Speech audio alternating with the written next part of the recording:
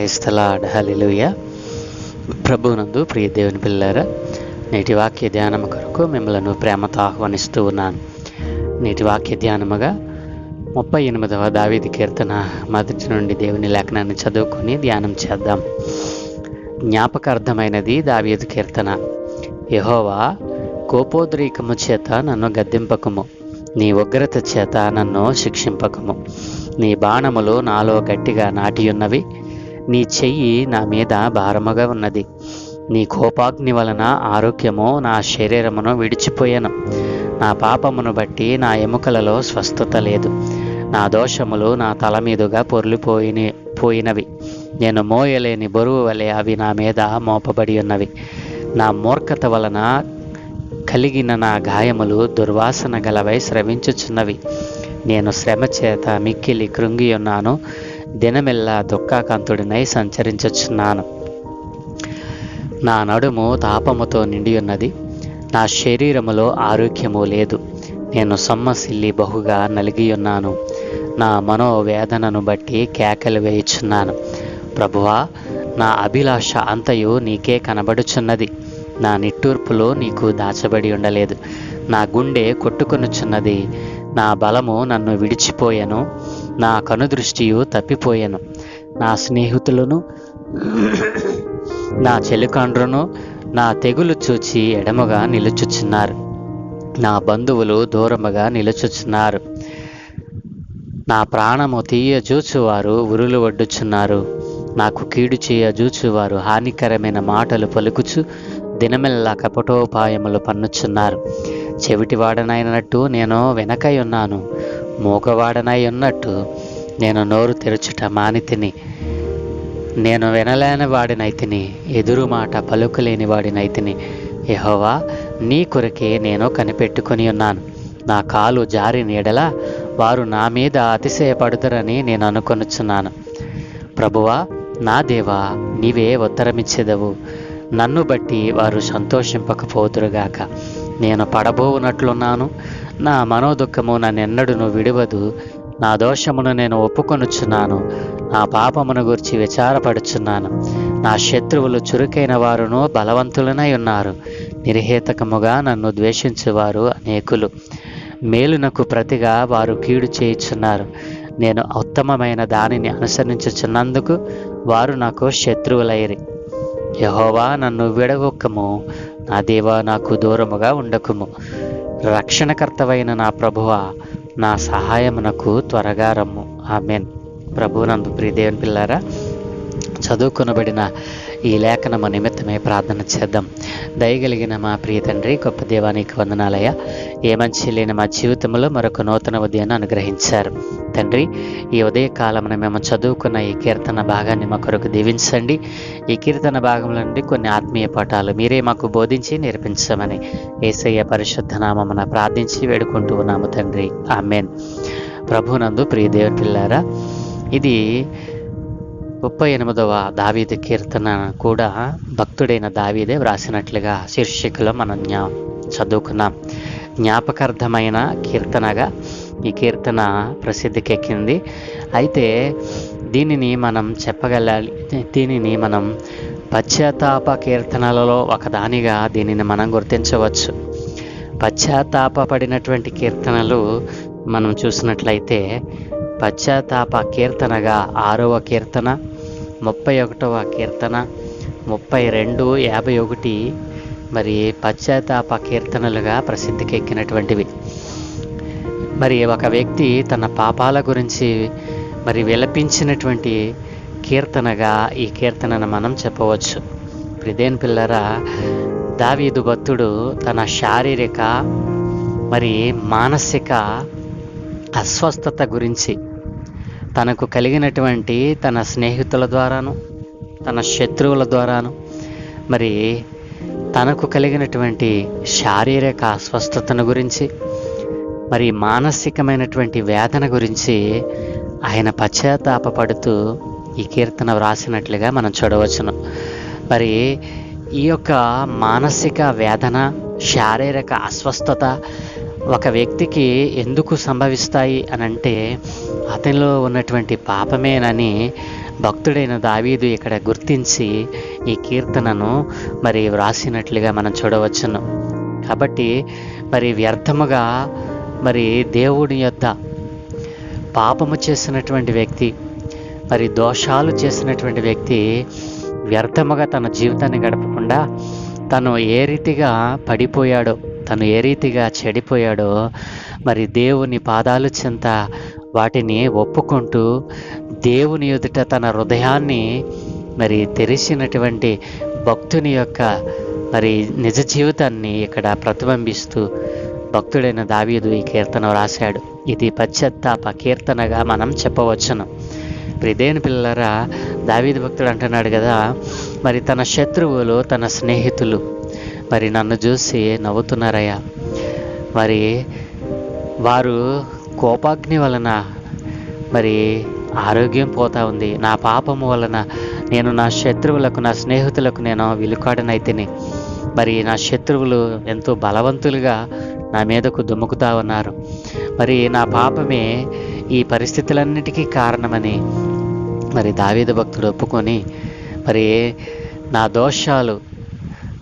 దోషాలు మోయలేని బరువువలే అవి నా మీద మోపబడి ఉన్నాయి, మూర్ఖత వలన కలిగిన గాయాలు దుర్వాసన స్రవిస్తూ ఉన్నాయి, మరి నా శ్రమ చేత నేను మిక్కిలి కృంగిపోయి ఉన్నాను, దుఃఖాకాంతుడనై ఉన్నాను, నా నడుము మరి తాపముతో నిండిపోయి శరీరంలో ఆరోగ్యమును కోల్పోయి ఉన్నాను, నేను సొమ్మసిల్లిపోతా ఉన్నాను, నలిగిపోయాను, మనోవేదన బట్టి కేకలు వేస్తా ఉన్నా, నా నిట్టూర్పులు మరి ఎక్కడ కూడా నేను దాచుకోలేదు, నా పాపము వీటన్నిటికీ కారణము నాలో ఉన్న పాపమే. కాబట్టి ప్రభువా, నేను నా పాపమును నీ పాదాల చెంత ఒప్పుకుంటా ఉన్నాను, మరి నా అభిలాష అంతా మరి నీకే కనబడినట్లుగా నా భక్తిని, నా యథార్థతను చూపుతా ఉన్నాను. మరి నా స్నేహితులు, నాకు నెలవైన వారు మరి సమస్తము కూడా నాకు వ్యతిరేకముగా తిరిగి ఉన్నారు, నా మీద వారు ఉరులు వడ్డుచున్నారు, మరి నేను వారికి మంచి చేయాలని చూస్తే వారు నాకు హాని చేయాలని తడపెడతా ఉన్నారు. వీటన్నిటికీ కారణం ఏంటంటే నాలో ఉన్న పాపమే. కాబట్టి ప్రభువా, నన్ను గుర్తించుము, నన్ను జ్ఞాపకంలోనికి తెచ్చుకో, నాలో ఉన్న పాపమును తీసివేయి, నాలో ఉన్నటువంటి దోషములను కడిగివేయి, నాలో ఉన్నటువంటి మరి పొరుగువాణిని మరి నాశనం చేయాలని, పొరుగువాని కీడుతల పెట్టాలన్నటువంటి తలంపును నాలో నుండి తీసివేయి అని పశ్చాత్తాపముతో భక్తుడైన దావీదు రాసినటువంటి ఈ కీర్తనను మనం మరి చూడవచ్చును. కాబట్టి ఆయన అంటాడు కదా, నా దోషమును నేను ఒప్పుకొనుచున్నాను, నా పాపమును గూర్చి విచారపడుచున్నాను. ప్రియదేవుని పిల్లారా, ఎంతమందికి ఉంటుందండి తను చేసిన పాపాన్ని నిర్భయముగా దేవుని పాదాల చెంత ఒప్పుకోవడం? చాలామంది పాపమును ఒప్పుకొనక కప్పుకొనచ్చు దేవుని సన్నిధిలో నిత్యము కనబడుతూ వ్యర్థముగా దేవుని దగ్గర తమ మనవులను వెల్లడి చేస్తూ ఉన్నారు. అట్లాంటి వెల్లడి దేవునికి అంగీకారం అవుతుందా అని అంటే, నిజమైన మరి ఒప్పుకోలు దేవుని ఎదుట మరి సరి అయిన ఒప్పుకోలు ఖచ్చితంగా దేవుని చేత ఆమోదింపబడుతుంది. అయితే ఎవరైతే దోషమును కప్పుకొని, పాపమును కప్పుకొని దేవుని సన్నిధిలో నేను ఒప్పుకున్నాను అనుకొని కప్పుకుంటూ ఉన్నారో వారి దోషమును దేవుడు ఎప్పటికీ కూడా వారి మీదే నిలుపుతాడు. కాబట్టి దోషము చేసినా, పాపము చేసినా నీవు దేవుని సన్నిధిలో ఒప్పుకునేటువంటి ధైర్యం నీకు ఉండాలి.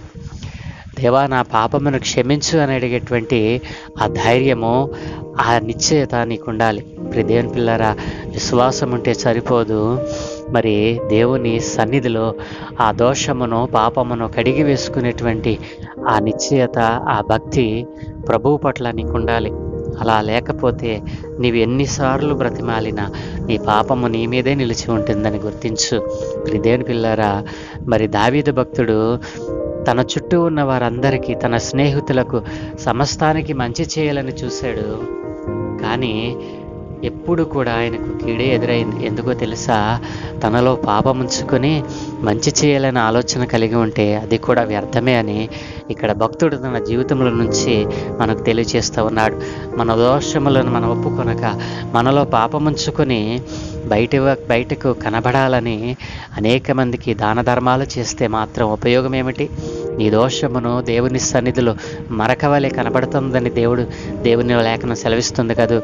నీ దోషము మరకవలే నాకు కనబడుచున్నదని దేవుని లేఖనం సెలవిస్తూ ఉండగా నీ దోషాన్ని ఒప్పుకొనక కప్పుకొనొచ్చు మరి దేవుని పాదాలు చెంతపడితే మాత్రం ఉపయోగం లేదు అని ఇక్కడ తెలియజేస్తూ ఉన్నాడు. కాబట్టి 20వ వచనంలో అంటున్నాడు కదా, మేలునకు ప్రతిగా వారు కీడు చేయుచున్నారు, నేను ఉత్తమమైన దానిని అనుసరించుచున్నందుకు వారు నాకు శత్రువులయ్యారు. ప్రియదేవుని పిల్లారా, దావీదు భక్తుడు తన పాపములను దోషములను ప్రభు పాదాల చెంత కుమ్మరిస్తూ ఉన్నాడు. తన హృదయమును తెరచి ఆయన సన్నిధిని ఒప్పుకొని మరి ఆయన వేదన పడుతూ ఉన్నాడు, ఒప్పుకుంటూ ఉన్నాడు, గోజాడుతూ ఉన్నాడు. మరి మేలైన దానిని ఆయన ఎంచుకున్నందుకే తన శత్రువులు, తన స్నేహితులు ఆయనకు మరి మిత్రులైన వారందరూ శత్రువులుగా మారారు. మరి ఉత్తమమైన దానిని ఎంచుకున్నందుకే ఆయన అందరూ కూడా ఆయనకు కీడు చేయాలని తలపెడతా ఉన్నారు. ఉత్తమమైన దాన్ని ఎంచుకున్నందుకే మరి దావీదు భక్తుడు అందరికీ కూడా మరి ఇష్టం లేని వాడిగా మారిపోయాడు. ఉత్తమమైనది ఏమిటి? దేవుని సన్నిధిని ఆయన ఉత్తమమైన దానిగా ఎంచుకున్నాడు. అందుకే మేలు చేస్తే వారు ప్రతిగా కీడు చేస్తూ ఉన్నారని భక్తుడు ఇక్కడ వాపోతూ ఉన్నాడు. కాబట్టి నన్ను విడవకు, నా దేవా నాకు దూరముగా ఉండకు అని ప్రార్థించగలుగుతున్నాడు. ప్రియదేవుని పిల్లారా, నీ విశ్వాసములో, నీ భక్తిలో, నీ విశ్వాస జీవితంలో నీవు ఎంతకాలమైందో నీవు పరిశీలన చేసుకో. నీవు ఒకవేళ పాపము చేసిన వాడవేమో, పాపం చేసిన దానవేమో, నీ జీవితంలో పాపమును ఒప్పుకునేటువంటి ధైర్యం నీకుందా? ప్రభు పాదాల చెంత చేరి నీ దోషములను కప్పుకొనక ఒప్పుకునే ధైర్యం నీకుందా? దావీదు భక్తుడు చేసినటువంటి ప్రార్థన నీవు చేయగలవా? పశ్చాత్తాపపడేటువంటి మనస్సు నీకు లేకపోతే ఎంతకాలం నీవు భక్తి చేసినా వ్యర్థమే అని దేవుని లేఖనం సెలవిస్తూ ఉంది. కాబట్టి నీవు ఈ రోజుననే నీలో ఉన్న ప్రతి దోషమును ప్రభు పాదాల చెంత ఒప్పుకోవాలి. నేను పశ్చాత్తాపముతో ప్రభువు చెంతనని వేడుకుంటాను, నా దోషములను నేను కప్పుకొనకు ఒప్పుకుంటాను అటువంటి వారు ఎవరైనా ఉంటే నాతో కలిసి చిన్న ప్రార్థన చేయి. సకల ఆశీర్వాదములకు కారణభూతుడైన తండ్రి, మా మంచి దేవానికి వందనాలయ్యా. అవును తండ్రి, ఎంతో కాలముగా మా పాపములను మేము ఒప్పుకొనక కప్పుకుంటూ పశ్చాత్తాపపడక నాయన మా దోషములను అయా మేము కప్పుకుంటూ నీ సన్నిధిని కనపడతా ఉన్నాం. అందుకే అయా మా దోషములు మా మీద ఇంకనూ నిలబడి అయా మా మీద నేరము మోపుచూ ఉన్నాయి నాయన. వాటిని గ్రహించక ఇంతకాలము వ్యర్థముగా మా జీవితాన్ని గడిపేశాం. ఇదిగో తండ్రి, నీ వాక్యము ద్వారా ఈ రోజున మీరు మాతో సూటిగా మాట్లాడారు. భక్తుని జీవితంలో నుంచి భక్తుడు ఏ విధంగా అయితే పశ్చాత్తాపపడి తన పాపములను దోషములను ఒప్పుకున్నాడో అయా, ఆ రీతిగా మేము మా దోషములను ఒప్పుకుంటూ అయా మా దోషములకు పరిహారం నొందిన వారిగా మారాలని ఆశపడుతూ ఉండగా అనేక మంది ఆ ఆలోచన కలిగి ఉండగా నాయన, వారి ఆలోచనను నాయన ఒక్కసారి మీరు పరిశీలన తీసుకొని వారి దోషములను ఒప్పుకొని చూడగా వారిని పవిత్రపరిచి నీ రాజ్యమునకు సిద్ధపరచమని ఈ దినమే చేయ పనులన్నిటి మీద మీకు అనుదృష్టి ఉంచి మీ దూతల కాపుతలను గురించి మీరే మహిమ పొందుకోమని యేసయ్య పరిశుద్ధ నామమున ప్రార్థించి వేడుకుంటూ ఉన్నాము తండ్రి. ఆమేన్, ఆమేన్, ఆమేన్.